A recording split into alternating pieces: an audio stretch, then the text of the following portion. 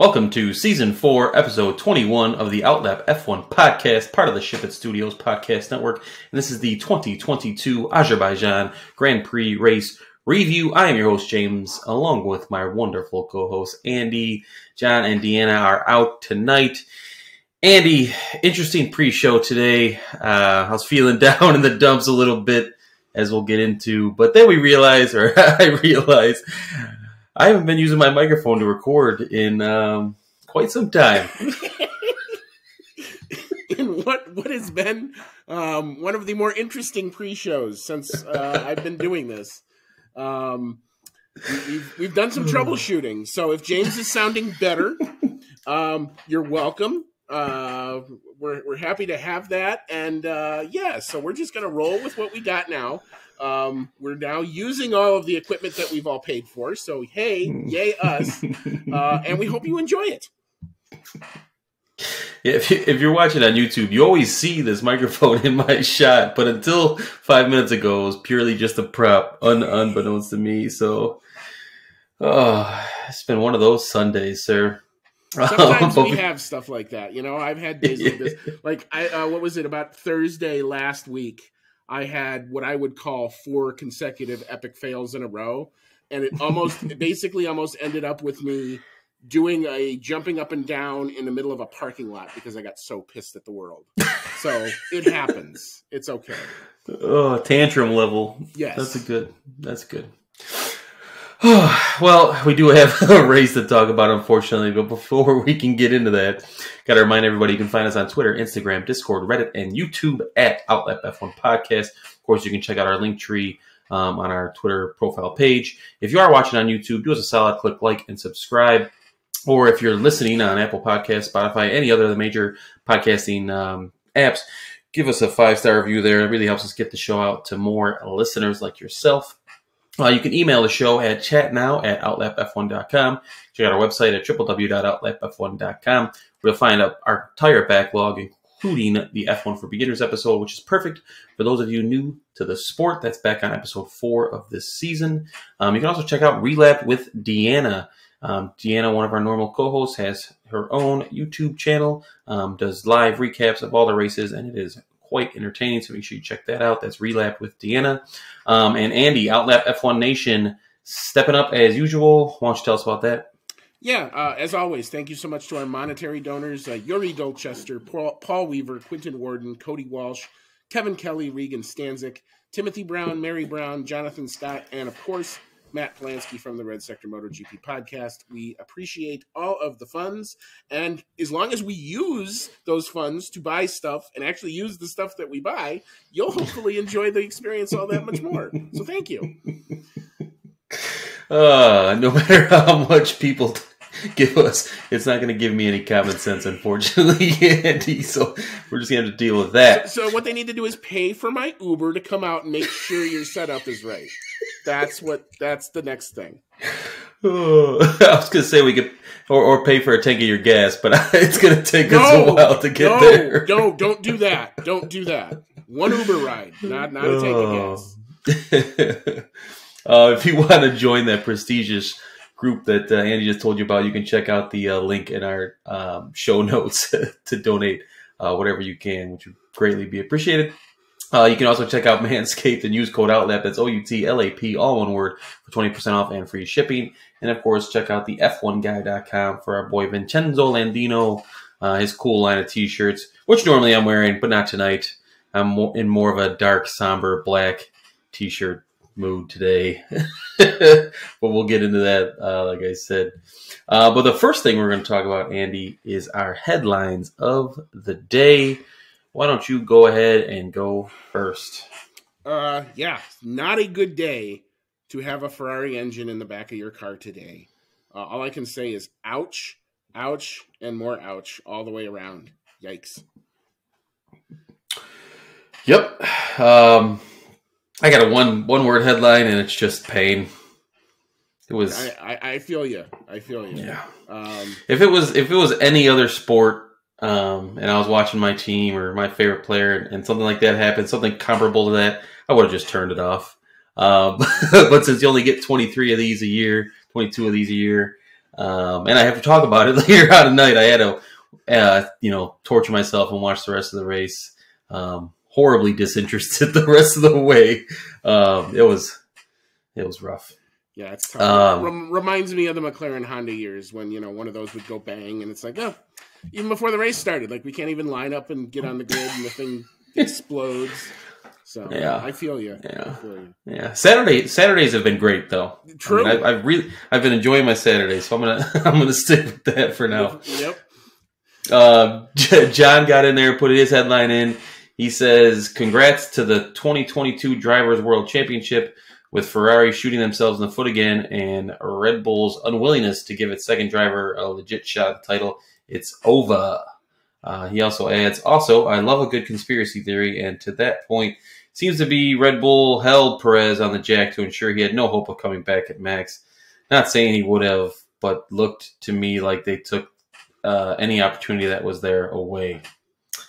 I've watched that stop a couple times. I can see kind of what he's getting at, but they showed this odd ass angle, so I can't really tell if it's something that you couldn't see. Like, I wanted the overhead shot.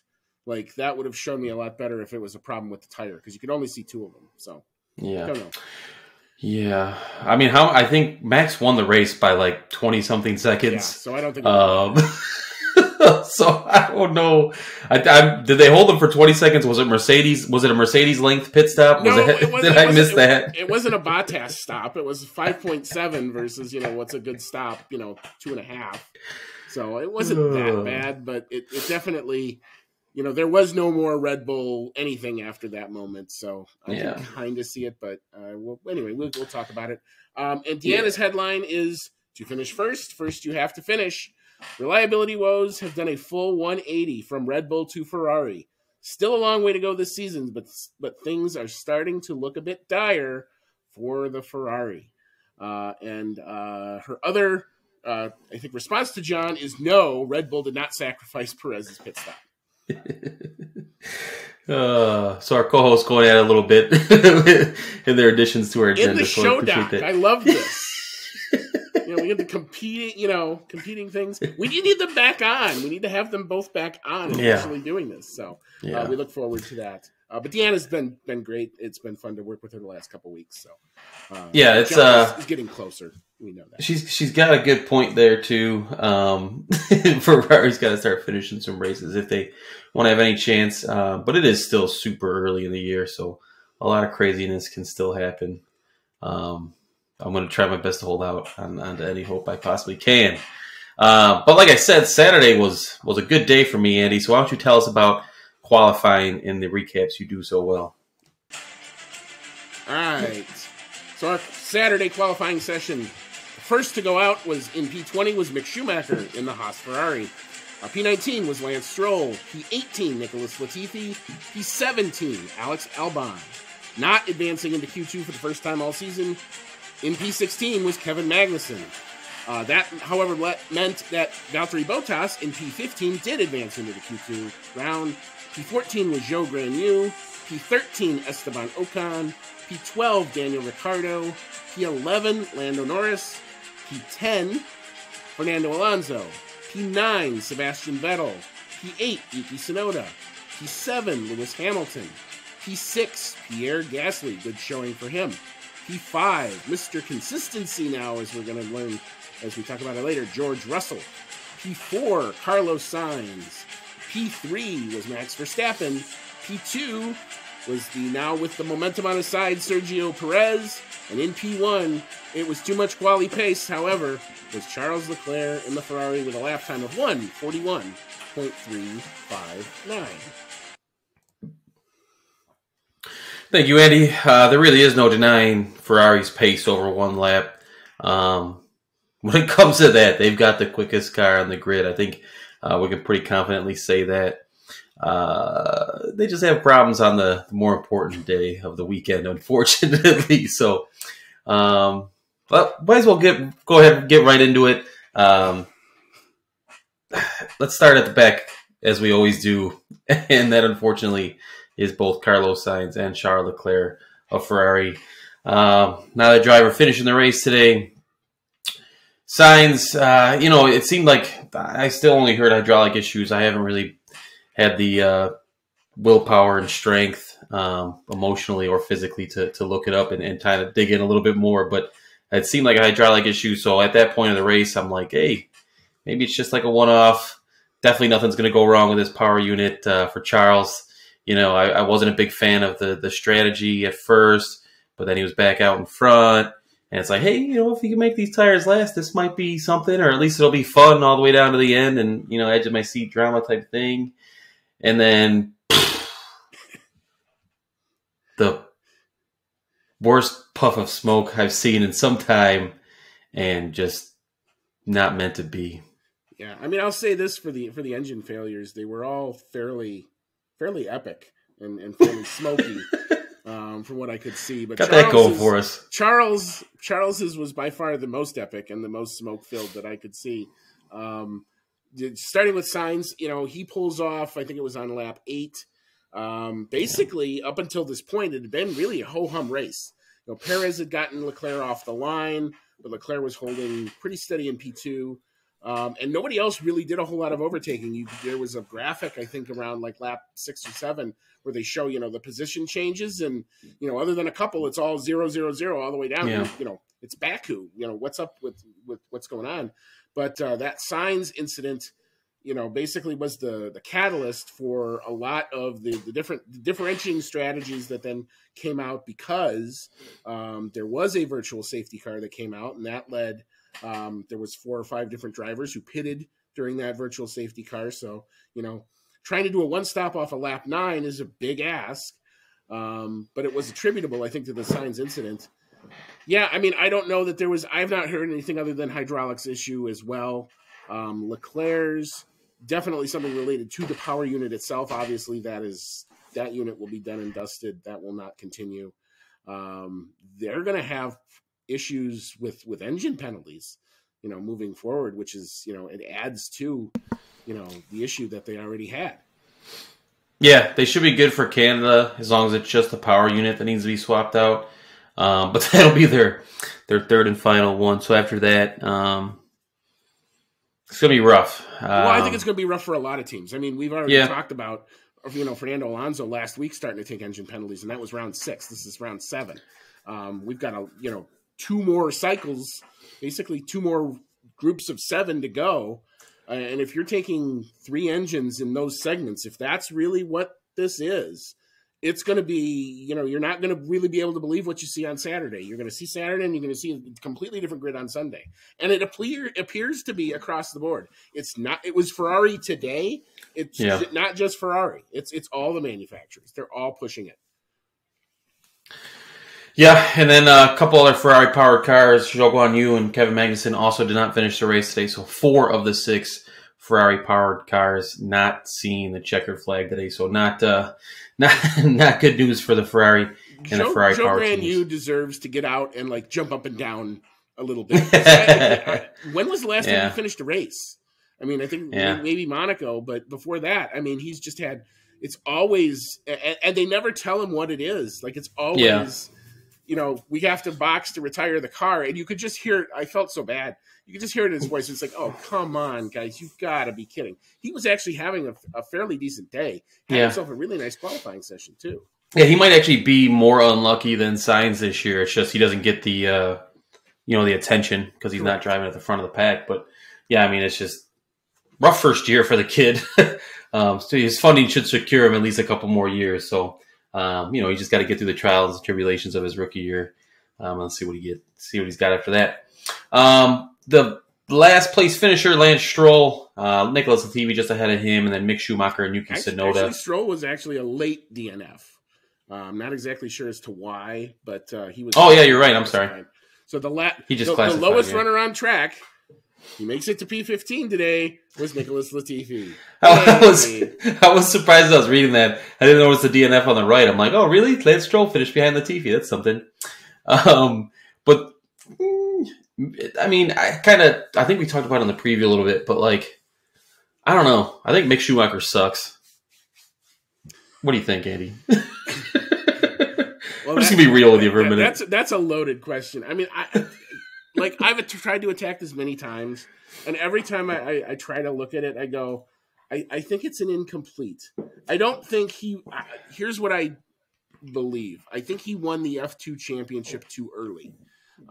He was one that probably could have used 2 or 3 years at that level to refine his game and really learn what to do with the tires, because I think that's where he struggles, is some tire management. And obviously if the car goes bang, or he doesn't have the proper grip, or he thinks he's got a certain level of grip and it's not there, I think that's why he's, finding the barriers more often than not. And he's also trying to push.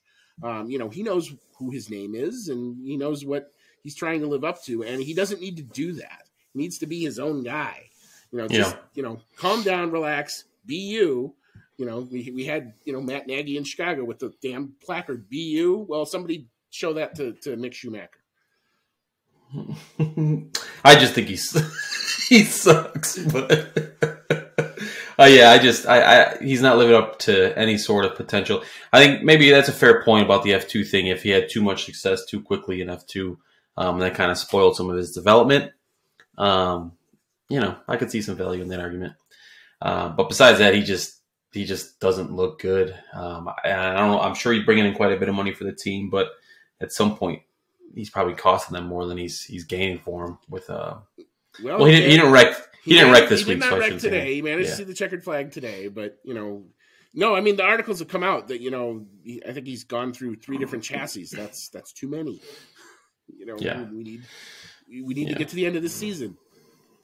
Mr. Positivity's taking the day off tonight, Andy. So I'm just trying to bring everybody down with me. Okay. Well, okay then. Here's one. So what do you do if your DRS breaks? Break out the duct tape. There you go, AlphaTauri and Yuki Tsunoda. They used to say it could cure all your problems in your house if you let it. Apparently, it can cure a DRS issue too. I don't think Yuki really knew what was happening during that pit stop too, because coming out of it, his team radio, he was pissed. He's like, "Why did that take so long? We're taping your rear wing. P.S. Don't use DRS anymore." Yes, please don't open this or try to. We don't know what's going to happen. Oh man, that was a classic moment. I guess that perked me up at one point after the Ferraris are both out. Let's go ahead and move into the midfield now. Albon, fairly strong finish in second. Bottas in 11th. Esteban Ocon in 10th, with Lando Norris just ahead of him in 9th. Danny Rick finishing ahead of Lando in 8th place. Fernando Alonso in 7th. Sebastian Vettel in 6th. Pierre Gasly, nice finish in 5th place there. And Lewis Hamilton finishing in 4th place. Where do you want to start here, Andy? Go right into McLaren? We can. Yeah, sure. Why not? So the obvious team radio of what was published seems to paint one picture. There's 2 pinch points with both Lando's and Daniel's races because they were pretty much together most of the day, which is a good thing. Like, this is what we've been screaming for. We needed Daniel to be more in the fight. They've obviously brought some upgrades to the car that he was liking, at least around here. Now, the other bugaboo for McLaren here that I did not anticipate was they were awesome in the middle sector, which is all the little twisty, slow cornery bits, but they were god-awful in the straights. So any of the main straights or, sector 1 or sector 3, they were just struggling like crazy. So it was interesting when they would try to get up on another car and try to pass somebody. They could get to them, but they couldn't get past them. So that was a bit of a problem. So the 2 points were, 1, Lando is in front of Daniel. I think it's about lap 24, 25. This is after the first set of VSCs. Daniel had started on the hard tire. Lando was on the medium tire. They were trying to pass. I believe it was, I'm going to say it was I think it was Alonso at the time. Mm-hmm. And what happened was Ricardo is screaming on the radio, "Hey, I'm faster right now. Can you let me by?" Here was the sequence of what happened on the actual team radio. They told Lando we were going to box to overtake Alonso. So that was what they thought was going to do, except Alonso then ducked into the pits on that lap, so they stayed out.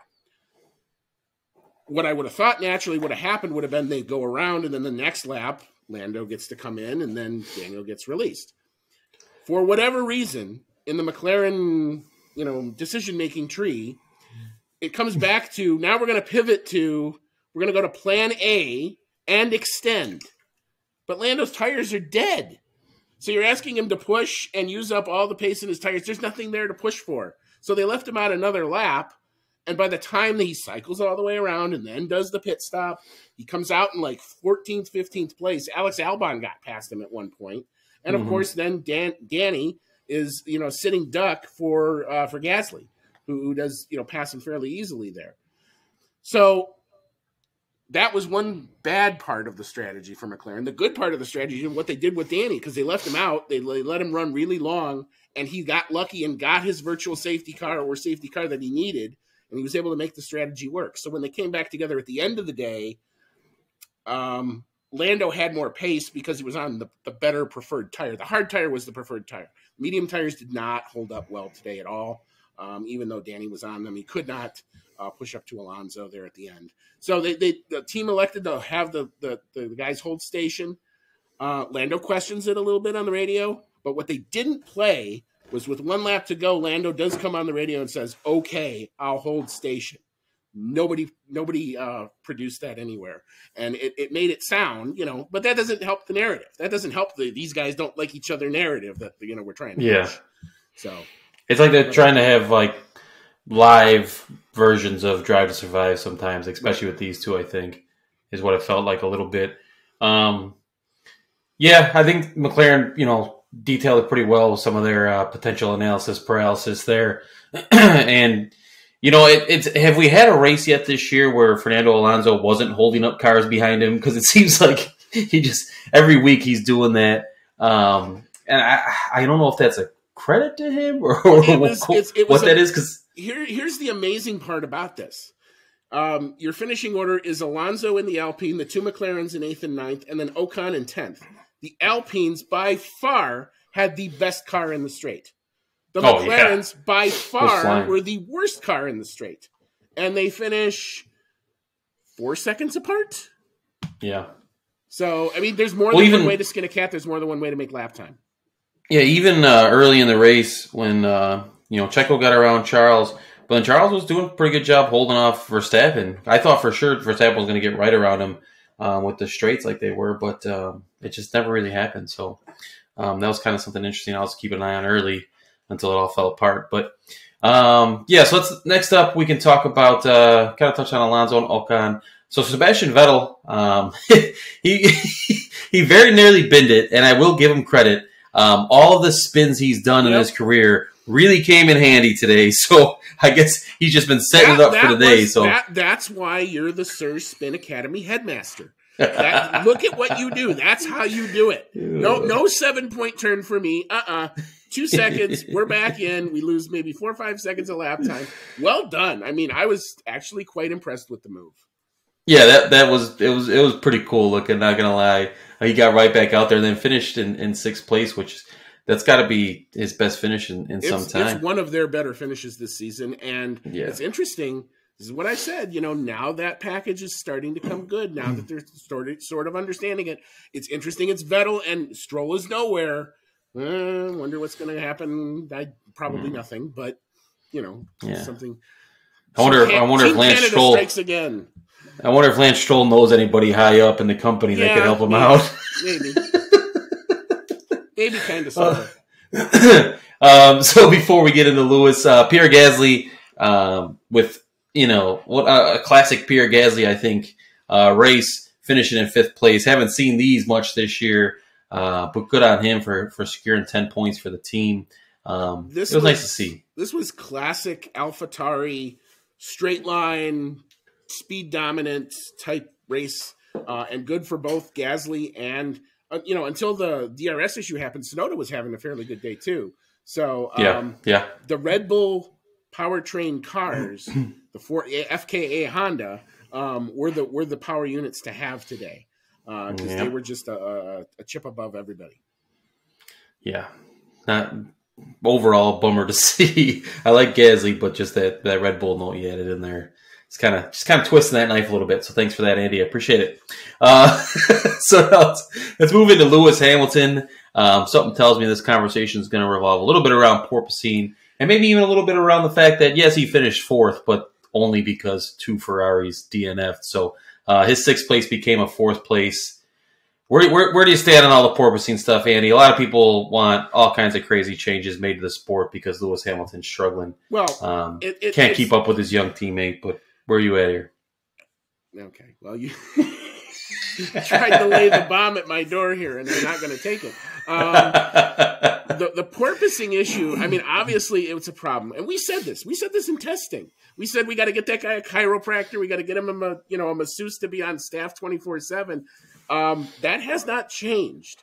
That looked like they had some fixes in Spain, but I think it was the fact that the porpoising was a thing, and this track is unbearably bumpy. Why? It's a street course. It gets used. It hasn't been resurfaced since they've done it. This is, you're going to go to other places that are like this. You can't expect to have the ride height be that low and expect not to have this type of issue. And it goes back to the design of the car. Now, I'm sorry that Mercedes has designed a bit of a funny car to try to get their arms around. But the teams have... It's very easy for the teams to stop the porpoising. Lift the ride height just that little bit and maybe sacrifice 2-3 tenths of lap time, and your driver doesn't have to die in the middle of, the Baku sun right there. But race teams are race teams and race drivers are race drivers, and they are programmed to push the limit forever. So do I want to see the FIA get involved? No, not at this point. I'd rather the teams sort this out themselves. And I do think that this was an oddball as to where we're going to go. Other than Canada, then we go to Silverstone, and then we get into the European tracks proper, which are all really a lot of purpose-built tracks coming. Purpose-built tracks that are a lot smoother. I don't think you're going to see this as bad of an issue. I think this was the one that you were going to see it be the worst. So, like, the one potential fix I saw floating around that I could kind of get on board with was a tweet from somebody named @Chomper15389483. He said FIA should put regulations in place for maximum porpoising amplitudes. If a manufacturer is not able to stay within this regulation, it should be a DNS. FIA has a responsibility to prevent manufacturers from putting its drivers' employees under health risk. So that one I think is a decent argument because it brings up the safety aspect. And that I think would work in my mind because then it feels like more regulation of like, this is how much you can have upward and downward moving, which is what I think maximum porpoising amplitudes means. Yep. That would be, I'd be okay with that because then, if you need to tweak it, if that means the car is going to go slower to keep it in that desired range and it's fair across the board, then I think that's right. But to try and change things just because, one team maybe has figured it out, some teams have kind of figured it out, other teams are really, really struggling really bad with it. I don't like that argument as much. Well, I mean, case in point, McLaren have never been associated with porpoising since this entire regulation has started. And if you listen to some of Ricardo's post-race sound, he was like, you know what? Now I get it. Ours wasn't bad, but boy, did I get it. Because, it hurt. It affected everybody today. And it affected the ones that had the bugaboo going into this a lot more than the ones that didn't. But this was universal and across the board. I have my own conspiracy theory as to why they're trying to do this edge, because all the teams are trying to get extra money in one form or another. And if this was a way that they could kind of covert and say, hey, if you give us money to fix the porpoising problem, we'll do that based on safety grounds. I don't like that. And then for the other part of my question, has there been a reasoning for today's race? Has there been an excuse by Lewis Hamilton fans about why he just can't seem to get in front of George Russell? I have not delved into that. Or is it still that he's driving the experimental car, so we can't expect it to be better than George Russell? All I would say is George Russell has been consistent all year. He's been in the top 5 in every race. That trend has continued. the biggest thing that I would say, if Lewis is going to get in front of George, he's got to out-qualify him, and he has yet to do that. He is struggling with the young Brit. So that brings us right into our podium now, with George Russell finishing on the podium in third place. As you said, continues his streak of all top 5 finishes.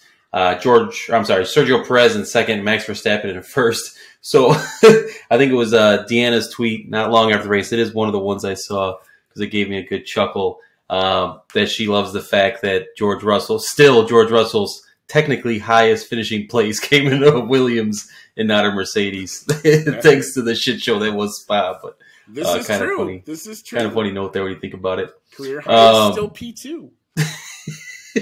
But yeah, I mean, George Russell, he just continues to be Mr. Consistency, as you said.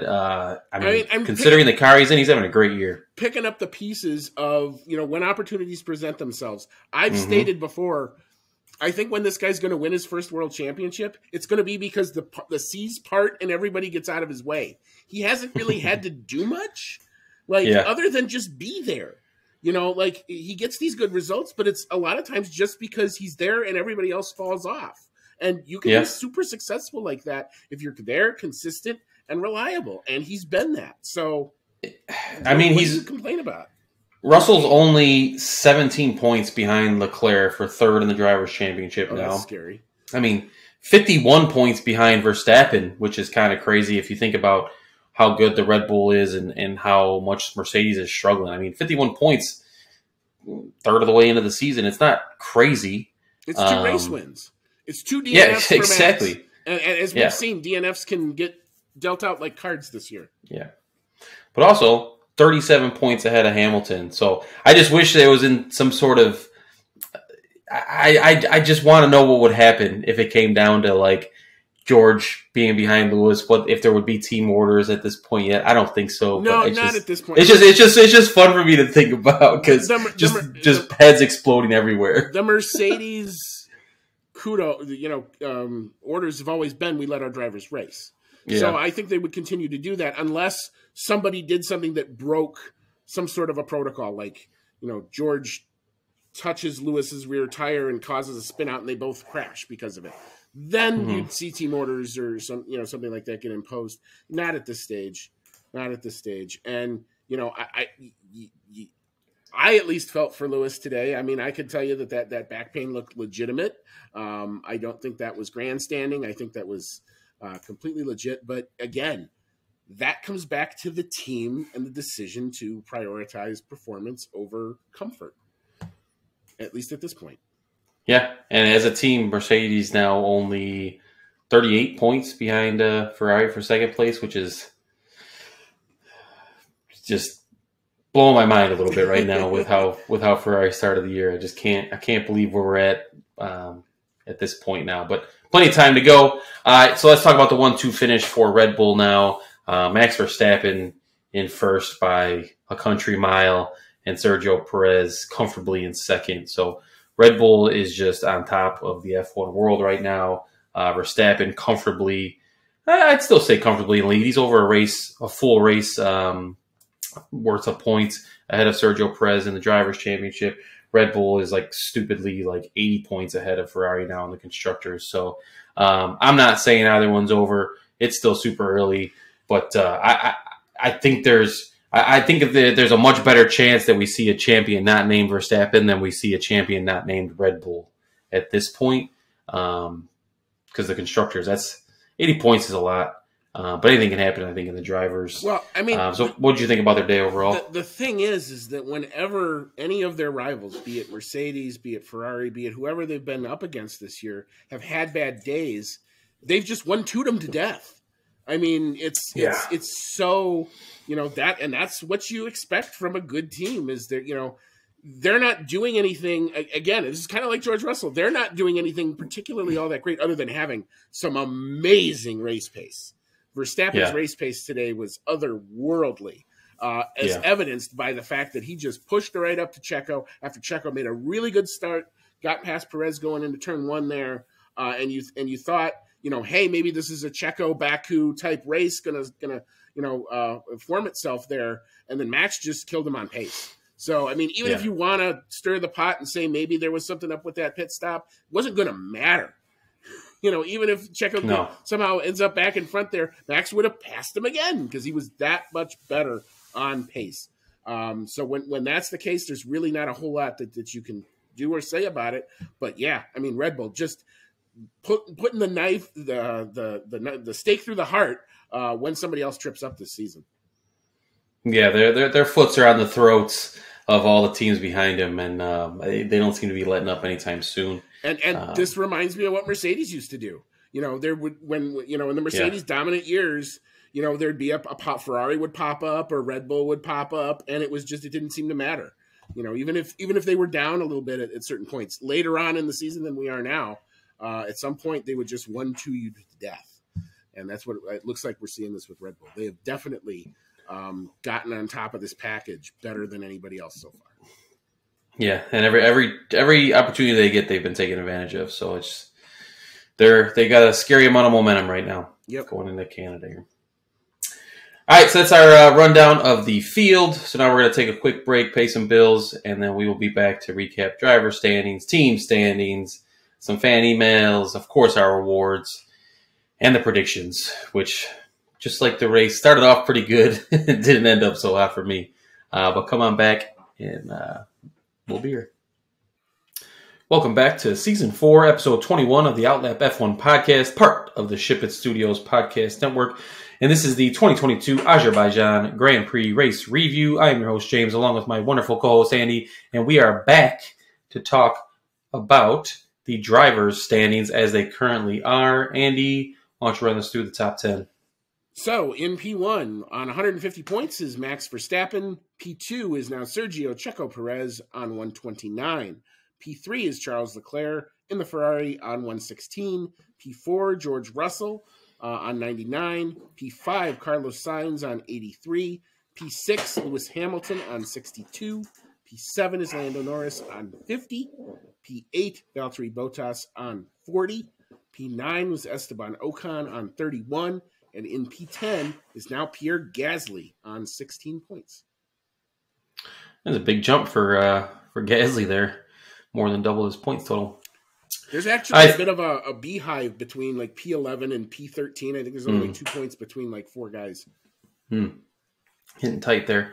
All right, so for the team standings, we got Red Bull Racing, of course, in front by quite the margin with 279 points. 80 points back, we have Ferrari with 199. Mercedes not too far behind them with 161 in third place. McLaren then in fourth place with 65. Alpine in fifth with 47. Alfa Romeo right behind them in sixth place with 41 points. AlphaTauri now with 27 in seventh place. Haas sitting there tied with Aston Martin for eighth, 15 points apiece. And Williams in last with 3 points. All right, let's get into fan emails for this weekend, Andy. First off, we have Rachel Fleming. Questions, are both championships done? Red Bull have the reliability and the speed, and Max has 5 wins already. In parentheses, she says, trying my best to curse this so much for Red Bull. Also, she asks, how much weight do you guys think is behind the Latifi rumors about him being dropped after Canada for Piastri?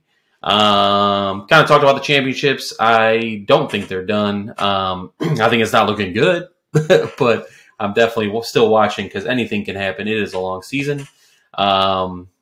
And as for the Latifi rumors, Latifi sucks. So I would put weight behind any rumors that has to do with him getting the hell out of the sport. And Piastri definitely seems like one hell of a racer, deserves a chance in F1. So yeah, I guess I can see a link there. I know his rights or whatever is owned by Alpine, but they want to get him in F1 since they're kind of locked up with Alonso and Ocon for the next couple of years. So yeah, I could totally see that happen. I could see them waiting until after Canada for obvious reasons. Latifi's Canadian. Him and Stroll. So you can't get an American driver on the grid, but we get 2 great Canadians. But yeah, I mean, I guess wait until after their home GP makes sense. Get all those fan dollars out, and then maybe make the call then. I haven't heard this specific rumor. I don't know about you, Andy. I mean, there's been several rumors about Latifi Yeah. for different drivers throughout the year. One was for Nick DeVries. This one's now for Oscar Piastri. Everybody's trying to play, mix and match pieces, puzzle pieces with what's going to happen. Here's what I know. I know this is the last year of Nicholas Latifi's contract. He will not be renewed this season. It is just a question on, do Williams want to pull the plug financially? I don't know what the break clauses are in Latifi's contract. Who would have to pay what and to whom and when? I think that is what would probably be the determining factor. As long as he's not putting it in the wall, I don't think Williams really cares so much about results based on their overall development curve. I think they're very happy with the Alex Albon occasionally punching above his weight and being in the points. So from everything that I've heard, I think he might make it to the end of the year.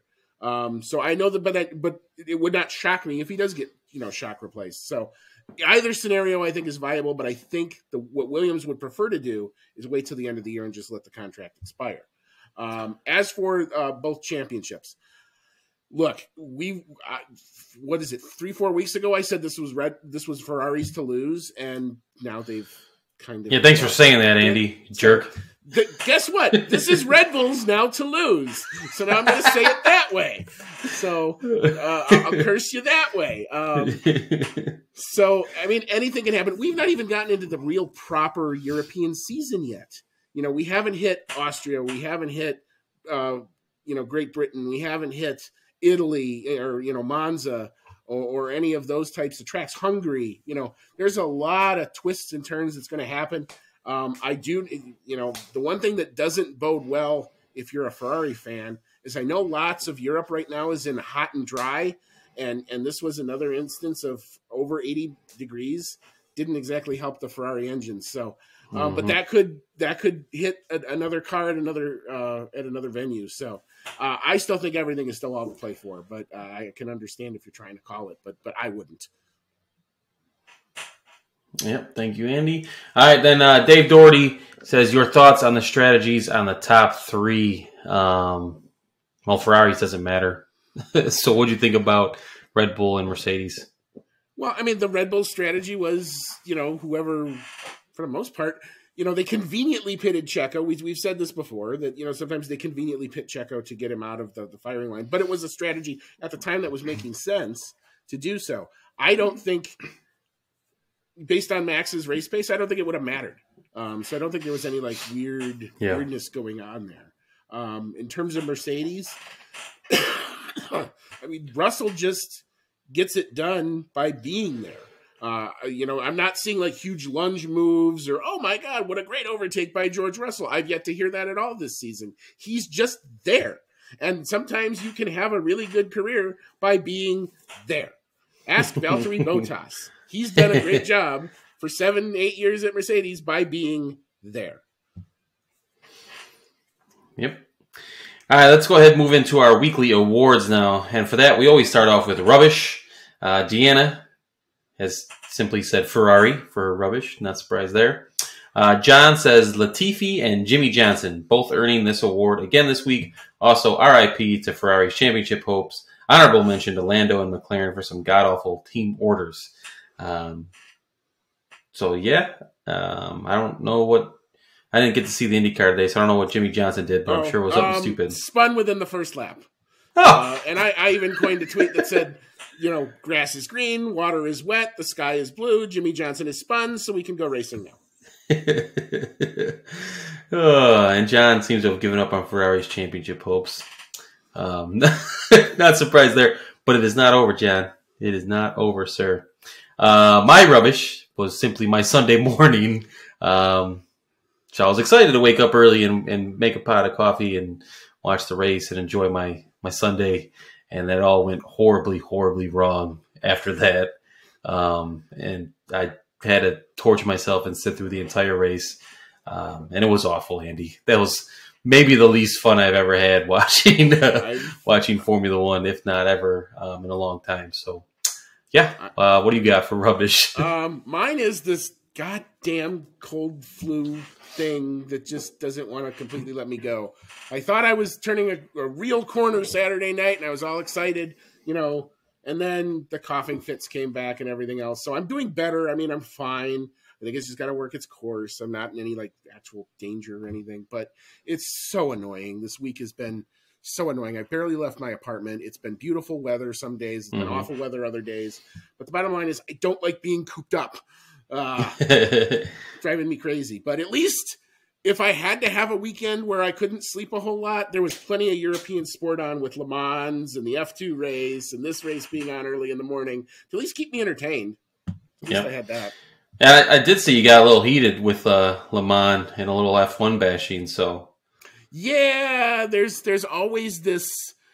It never fails in a WEC broadcast. Whenever they talk about the new rules, somebody somewhere will say, "Well, and this is why this is better than F1," or "This is why sports car fans don't like F1 fans." What are you talking about? Like, I don't get it. Like, I know that there's some people who just love their sports cars, and that's fine. Like, I watch them all. I enjoy them all. I watch them all very differently. Like, I'm going to attack the way I would watch Le Mans 24 hours completely differently than I would watch an F1 race. I'm not going to be as intense every lap as I would be with F1 because every lap matters so much more in F1. I mean, with Le Mans, you know, you can leave it for a couple hours, come back to it, and you just kind of pick up and go, okay, this is where this guy is now. Okay, that's the battle here. Fine, you can replug in as you want. Doesn't mean that one doesn't have to do good for the other one to do bad. It should both be fine. And oh yeah, let's have it so that we don't have conflict with Le Mans anymore. I would love to see the F1 drivers have the opportunity to run that race too. Are you suggesting that two different things can coexist, Andy? That is asinine, sir. Asinine. All right. For analysis paralysis, got a whole smorgasbord here. We'll start off with Deanna, who says Ferrari for pitting Leclerc under the virtual safety car. Even if his power unit survived, I think that took him out of contention for the win. Yeah, I can see the argument there. I was nervous about the tires lasting till the end. Little did I know it was actually the power unit I should be worried about. But I definitely would have liked to have seen what happened with that, or if they would have tried to put him on a fresh pair of mediums that he had later in the race to see if he could have fought back through and challenged the top two. So I didn't totally love the early stop there. I don't know if the Red Bull kind of fake out got Ferrari. At that point, I was kind of hoping I could do the analysis paralysis on Red Bull for faking out Ferrari, but then actually screwing themselves over. Never got to see if that was the case, though. For John, he put Mercedes, another terrible strategy move by Mercedes. Lucky to have a P3 and P4 after a terrible decision to double stack on the VSC. Yeah, I think that was not a great decision by them. So I can definitely see any value in an argument that goes against Mercedes. Andy, who do you got for your analysis paralysis? I've got to call out my own boys here. McLaren and the decision, the first team order issue. The solution to Lando telling his team, and I've watched enough of his onboards, I know when he's telling the team the tires are done. I know what that code means. I'm not going to tell you what that code means, but I know what that code means now. And the strategy comes back to go, let's do plan A and extend. What? That was literally my reaction at 7-something a.m. this morning as the dawn's early light was coming through. And if you were standing outside my door, all you heard me go, what? That made absolutely no sense. And it basically screwed the second half of his race up. I mean, yeah, they might have been able to pass Alonso. Maybe it wouldn't have mattered. But I would have liked to at least gone with the optimal strategy to try. And you don't have any of that late team order drama of hold station and Lando questioning the team and all that other crap, which is going to now spin all the McLaren fans into a tizzy for the next week. Because there's this theory out there that they like one driver over the other. No, they like scoring points. That's what the team likes doing, scoring points. And they realize that their car is not as good as they thought it was going to be. So when they have opportunities to score points, they score the points. Dang it. Hey. Well said, Andy. For mine, I just put myself, because after the DNF for Leclerc, I was just analyzing what I should do, if I should just get up and turn the TV off and make more productive use out of my Sunday morning or not. And then I just kind of laid there thinking about it. And then eventually I just stayed there and watched the race in some sort of shocked paralysis, disappointment. Just not a good day in the basement this morning. For Dark Horse, I know John here's got Pierre Gasly, Deanna going with Sebastian Vettel. I'm giving it to Pierre Gasly. Andy, which side do you fall on? I'm actually like as close to 50-50 as I can between Gasly and Vettel, but I guess if I have to pick one, I'll give it to Gasly because I think he's got the tougher car to drive right now. Yeah, it's definitely a close one there between Gasly and Vettel this week. All right, so for driver of the day, I'm going Max Verstappen. He just had the ultimate race pace today. At one point, they were talking about having him just slow down because he was so far out ahead. There was no need to be pushing it. And they even told him, you of all people know how easy it is to lose a sure win here. So let's just bring this thing in for the maximum points, which they did. Deanna also has Verstappen. She says, may have lost out to Perez in quali, but his race pace is still unmatched. Completely agree there. John went with Sir Lewis Hamilton. Team made him work much harder than needed for that P4. What do you got, Andy? I'm going to go with Max Verstappen. Again, too much race pace, too much pure race pace. You can throw all the conspiracy theories you want about Red Bull and who they favor, and yes, Verstappen this, and Checo's father that, and whatever you want. It was just too much race pace today. Bottom line. Checo's father. All right, thank you for that. All right, let's go into our predictions results, which, Andy, I might just fuck around and guess the quali time right on the head next week. I was going to say, I'm getting closer and closer. You know, I have to find a new sound for the board. You know, you win both showcases sound. You damn near got it, dude. You were like, what, 2/100ths of a second off or something? I was not far off. It was 141.326, and the quali time was a 141. Hang on, I got to scroll back up through my notes here. 141.359. So that's less than, 2.6 versus 5.9. That's 0.24 seconds off. So well done, sir. Well done. So you were the clubhouse leader on Saturday. Yeah, I was feeling pretty good. However, it did not necessarily translate over to Sunday. So did not. I'll go first. I only got P1 and P2 on the podium, so I finished with 2 points. John got 2 points. He got P1 on the podium. He got the race fastest lap. James, you got the pole sitter and the quali lap time. Easily done there. But the big winner of the day was Deanna. She got the pole sitter, P1 and P2 podium, as well as one of the prop bets. So she got the free points. She got the free point that I donated to all of you by picking the wrong speed trap. So there's, as I responded in the group chat, I had a choice of prediction, and I obviously made the wrong one. As you were setting it up, I was thinking, I know I'm getting set up, and I'll just pick a lane, and I picked the wrong one. So, well done. All right, so that puts our season standings for predictions. John and Deanna tied with 21 apiece. Deanna with an epic comeback these last few weeks. Andy, you're in third with 19, and I'm still in last with 16. All to play for, though. Plenty of time. Plenty of time of the year. Rounds. I think I am abandoning my Charles Leclerc and Ferrari on Sundays. I'm just going to go heavy on them on quali, and then that's it. I have not touched my fantasy league in about 3 or 4 weeks, and I'm pretty sure I'm at the bottom of everything because I think I've had both Ferrari drivers and Ferrari as the team. Maybe I'll get up, and leave them alone and pick somebody else to curse. Yikes. All right, so any final thoughts on the race weekend, Andy? Not so much for this race weekend. I mean, we go from street race, which, sometimes I call this Baku, the Talladega of F1. It took a little bit to get going. Once it did, I thought it was very entertaining. I enjoyed, the overall show. There wasn't anything in the production that really annoyed me. I know if Deanna were here, we'd probably be talking a little bit about those graphics with the purple sectors where, on the far left, if they're in sector 1, it lights up, and then in the middle, and then in the right.